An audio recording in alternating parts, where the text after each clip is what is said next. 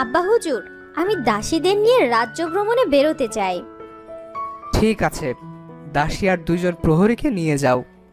রাজকন্যার রাজ্য ভ্রমণে বের হয়।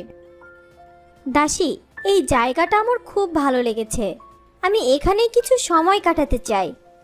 প্রহরী, তোমরা দুজন এখানেই থাকো। আজ্ঞে রাজকন্যা। দাসী, চলো আমরা জঙ্গলের ওই দিকটা ঘুরে দেখি। চলুন রাজকন্যা।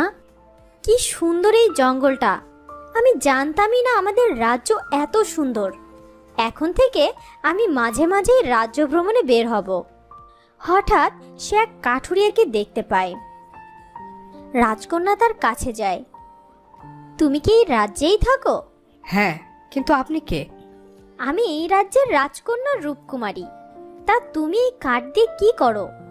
এই কাঠ কেটে আমি বাজারে বিক্রি করি, আর তা থেকে কিছু টাকা পাই।